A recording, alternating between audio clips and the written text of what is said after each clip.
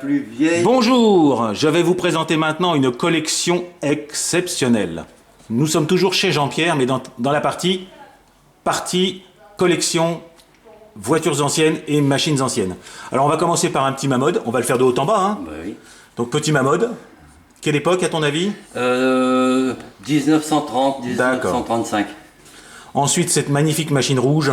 Là c'est un petit peu plus vieux, c'est date des années 1905. Ah mais 1905. Oui. D'accord. Et là alors tu m'as montré quelque chose d'assez extraordinaire. Alors, celle-ci c'est une machine assez exceptionnelle parce qu'elle date d'entre de la guerre, entre 40 et 45. C'est une machine qui a été faite en Allemagne et elle a la particularité d'avoir été faite tout en acier parce qu'à l'époque on ne disposait plus de laiton, ni de cuivre, ni tout ça. Donc ça a été fait en acier. Oh là, donc ça c'est vraiment très rare. Ouais. Et à côté c'est quoi ce magnifique? À côté c'est une autre machine verticale. Je sais plus, non. Non mais de toute façon les spécialistes reconnaîtront, mais en tout cas on voit la machine quoi. Machine d'époque restaurée. D'ailleurs ce sont tous des machines d'époque, hein, toutes ces machines. Oui, non, mais là c'est la vraie partie collection. Ouais, voilà. C'est ça que j'appelle la partie collection. C'est pour ça que malheureusement elle est en vitrine, hélas. En bas on a des. En bas nous avons des. Oui, c'est les Vilesco et tout ça. Voilà, mais ce sont des jouets des années 30, 40, ça va des années 30 à 40. Donc là on continue sur là, du jouet, là aussi ça c'est du jouet là en bas. Ça c'est du jouet, ça c'est du jouet. Donc là en bas c'est du jouet. Qui ont été restaurés, pareil. Ça c'est une machine aussi un peu exceptionnelle, ça a été fait par des soldats pendant la guerre, avec un obus. Ah d'accord. Ouais. Alors si je la retourne... Oh là, attention. C'est pas grave, ça va se remettre après. On va bouger ça tranquillement. Hein, derrière on voit que... Le percuteur de l'obus, enfin je sais pas comment ça s'appelle. C'est un obus. Avec son percuteur, ça a été fait par des soldats pendant la guerre. Oh, c'est une machine que j'ai restaurée. Et à côté, c'est quoi? À côté, ce sont des petites machines que j'ai faites moi, qui ont été décrites d'ailleurs sur MRB. C'est des petites machines à vapeur, à alcool, avec le petit moteur. Oh là là et puis la petite chaudière. Et le petit brûleur. Et le petit brûleur. Alors, tout fonctionnel, évidemment, parce que chez toi, comment puis-je oublier le mot fonctionnel? Attends, parce que là je l'ai vu. Là on attaque encore du jouet. C'est un jouet aussi restauré. Par contre là on est dans du lourd là. Alors là au-dessus, c'est un jouet mais déjà beaucoup plus onéreux pour l'époque, puisque c'est un jouet qui devait quand même coûter assez cher à cette époque-là. C'est dans les années 50, 55. Hein, à côté c'est un peu plus vieux. Hein, ça date des années 40. Le manomètre est extraordinaire. Hein, le manomètre, il est unique parce qu'il n'a pas été gravé. Ah ouais. Il n'a pas été chiffré. Ouais, donc c'est vraiment quelque chose, une pièce assez exceptionnelle. Ensuite on tombe sur un... ça c'est marrant ça. Un rouleau à vapeur aussi. Alors c'est la même époque que le petit camion là-bas. Hein. Une belle machine verte, ça c'est quoi ça? Après on a une Radiguet Massio de 1905. Radiguet Massio, une vraie Radiguet Massio. Oui, c'est une vraie Radiguet Massio, il en reste très peu d'ailleurs. Et qui a été entièrement restaurée.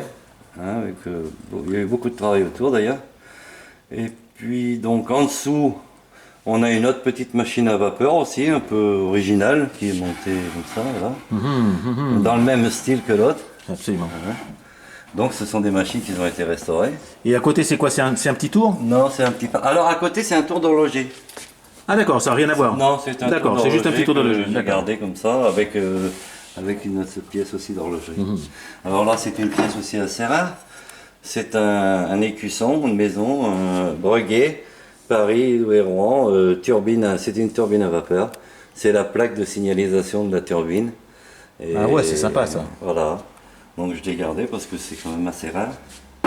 Quelle belle, ça, oh là là, quelle belle étagère. Ici on a, j'ai mis là-dedans aussi un canon fonctionnel qui avait été fait pour le fulgérule. Ah mais j'ai le fulgérule moi. Voilà. Sauf que mon canon ne fonctionne pas. Faut que je te le vole. Hein. Celui-là, il a un percuteur et il a une culasse qui charge des balles à blanc. Et il est télécommandé et il fonctionne. Alors il faut que je tire voilà. Là quand je tire ça, bon j'ai enlevé le truc en dessous. On tire le petit magasin, puis on met une balle à blanc. Une balle à blanc. On remet ça. Et puis voilà, alors on a le percuteur là en dessous. Tac. Et puis on a la hausse bien sûr. Hein, et puis ici en dessous on met une télécommande pour pouvoir avoir la rotation. Pour régler la rotation et oh là là là là. Et moi j'ai un tout petit bout de tube noir, qu'est-ce que je suis triste. Voilà. Ah tu me le vends, il faut que tu me le vendes ce canon. Ouais. Oh là là, oh là là là là là là. Ah, une fulgérule avec ça.